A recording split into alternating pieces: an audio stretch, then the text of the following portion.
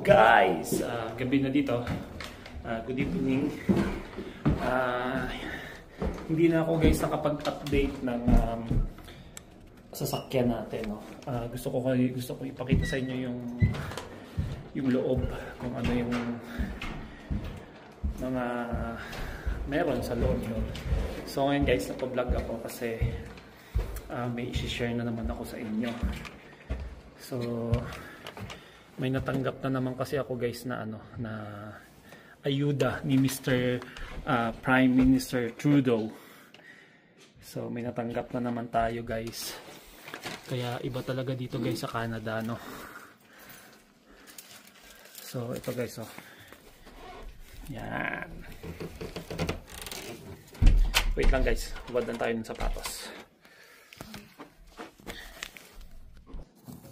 Ayun nga guys, hindi ko na kayo na tour doon sa loob ng sasakyan kasi nga pinag-aaralan ko din kasi mahirap yung mga ngapa pag bago pa, no. So baka bukas i-tour ko kayo kung ano meron sa loob ng ating bagong sasakyan at kung anong klaseng height, gaano ka high-tech kung yung sasakyan na yun, no. So pero sa akin guys, ito yung vlog natin. Yan yung cheque galing kay Trudeau. Yan. Yan. So gusto ko lang i-share sa inyo guys para kumbaga miski pa paano talaga is iba sa Canada, no. May matatanggap talaga tayo kahit na nagtatrabaho dito. Talagang miski pa paano meron pa rin nabalik, di ba? So kaya okay yung Canada guys.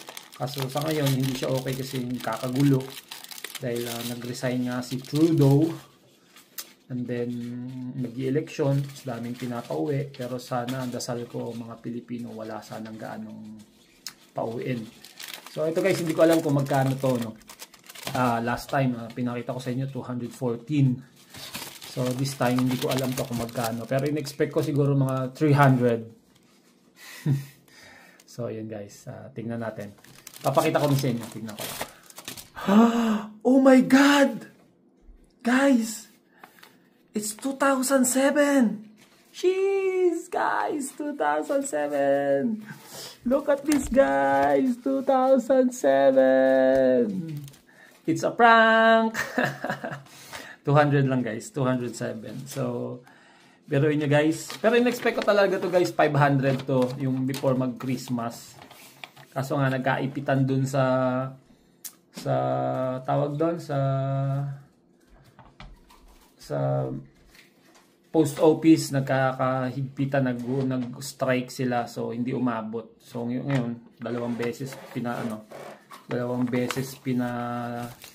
pinadala. So last time may 214, ngayon may 207.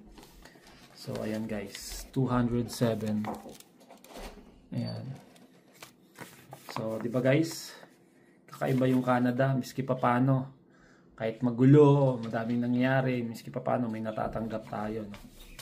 Sa ano to guys, sa mga tax to, mga pag nagtatrabaho ka, may mga benefits ka, mga ganun. Bigla na lang nadating.